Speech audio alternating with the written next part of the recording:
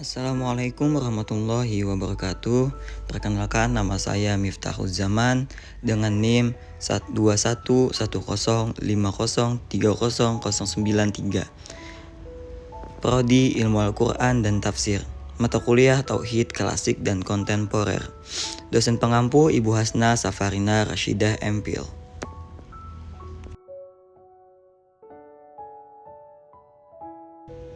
Baiklah, di sini kita akan membahas tauhid dan pluralisme. Nah, pluralisme agama dalam Al-Quran. Di dalam Al-Quran banyak ayat yang membenarkan tentang pluralitas agama. Namun, pluralisme agama tidak dapat dibenarkan karena pemahaman pluralisme agama menurut orang orientalis agama itu semua sama. Namun, dalam konsep Al-Quran, pluralitas agama adalah membenarkan adanya agama yang lain. Tetapi konsep kebenaran menurut Al-Quran, agama yang paling benar adalah agama Islam. Pengertian pluralisme agama. Nah, secara etimologi, pluralisme agama berasal dari dua kata, yaitu pluralisme dan agama. Dalam bahasa Arab diterjemahkan al-ta'addudiyah, al-diniyah, dan dalam bahasa Inggris religious pluralism. Dalam bahasa Arab, ta'addudiyah berasal dari kata ta'addud yang berarti kasirah, yaitu hal yang banyak dan beraneka ragam. Ta'addudiyah berarti yang banyak atau terbilang lebih dari satu. Adapun dalam bahasa Indonesia, yakni dalam Kamus Besar Bahasa Indonesia, plural memiliki arti jamak atau lebih dari satu. Sedangkan kata pluralisme adalah hal yang mengatakan jamak atau tidak satu. Adapun kata agama dalam Kamus Besar Bahasa Indonesia artinya kepercayaan kepada Tuhan, dewa, dan sebagainya, dengan ajaran kebaktian dan kewajiban-kewajiban yang bertalian dengan kepercayaan itu. Beberapa definisi pluralisme agama. Menurut Budi Munawar Rahman, pluralisme agama ialah mengakui di dalam kehidupan bermasyarakat dan bernegara terdapat bukan hanya kita sendiri, tetapi pemeluk agama lainnya. Kita harus mengakui bahwa setiap agama dan para pemeluknya masing-masing mempunyai hak yang sama untuk eksis. Maka yang harus dibangun adalah perasaan saling menghormati, yaitu toleransi dalam arti aktif.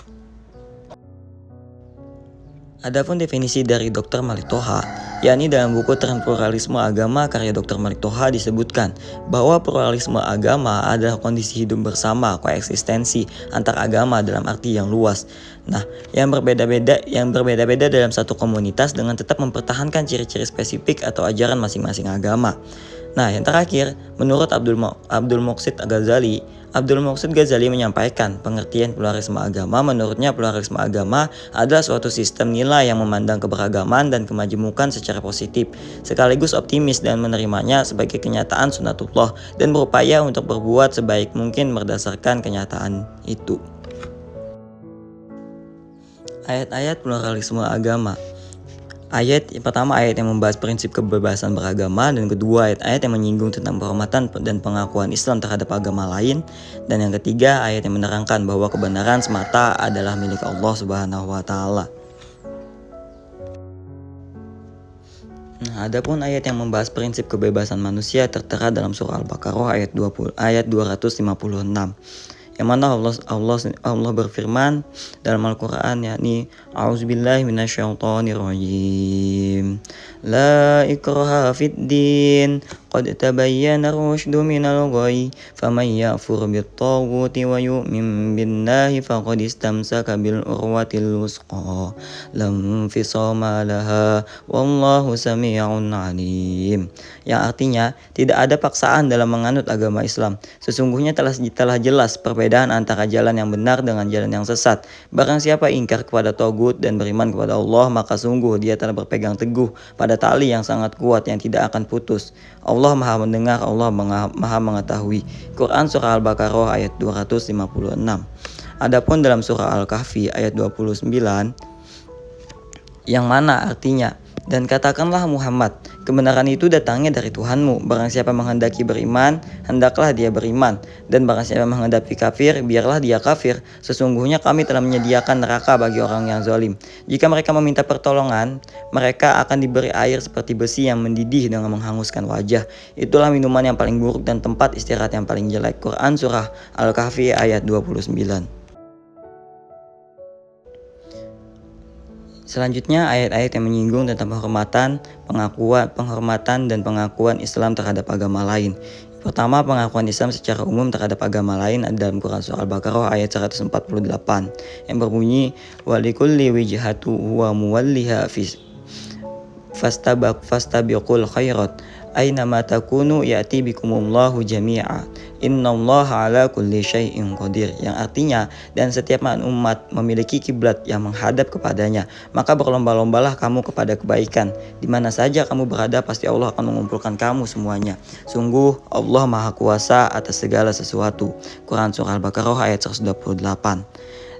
Adapun pengakuan agama Islam atas agama Samawi berada di Quran Surah Al-Maidah ayat 5 dan 29, yang artinya pada hari ini dihalalkan bagimu yang baik-baik, makanan sembelihan ahli kitab itu halal bagimu, dan makananmu halal bagi mereka, dan dihalalkan bagimu menikahi perempuan-perempuan yang menjaga kehormatan di antara perempuan-perempuan yang beriman, dan perempuan yang beriman dan perempuan-perempuan yang menjaga kehormatan di antara orang yang diberi kitab sebelum kamu.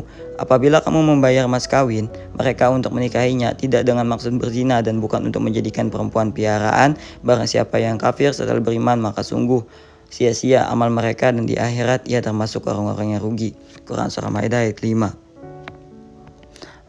Adapun agama Islam memperlakukan orang-orang yang berbeda keyakinan dengan kita ada di dalam Quran. Salah satunya di dalam Quran Surah Al-An'am ayat 108. Yakni yang artinya,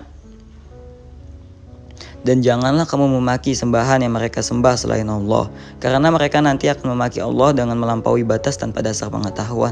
Demikianlah kami jadikan setiap umat menganggap baik pekerjaan mereka, kemudian kepada Tuhan tempat kembali mereka, lalu Dia akan memberitakan kepada mereka apa yang telah mereka kerjakan. Quran Surah Al-An'am ayat 108.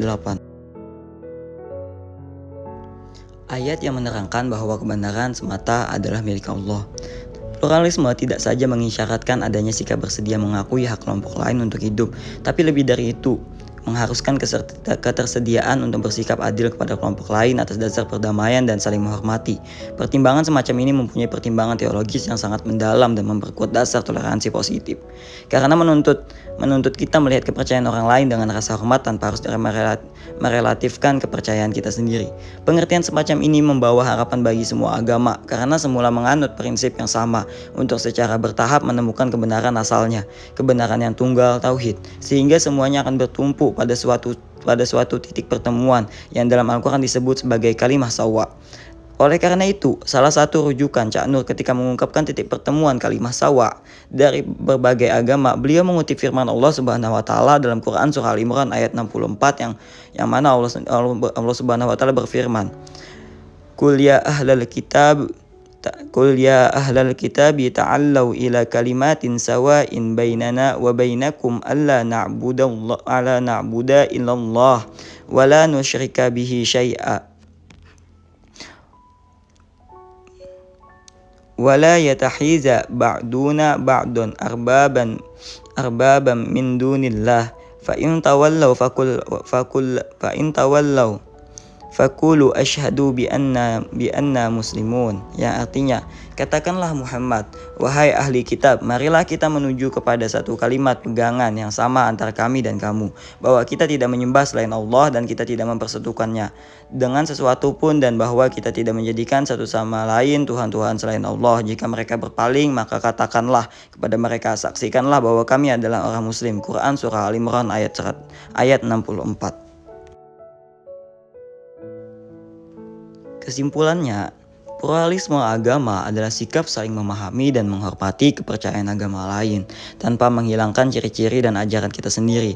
Hal ini penting dilakukan untuk menjaga agar kehidupan ini berjalan secara damai. Dalam Al-Quran juga Allah telah memberikan penjelasan mengenai sikap saling menghormati antara umat agama lain.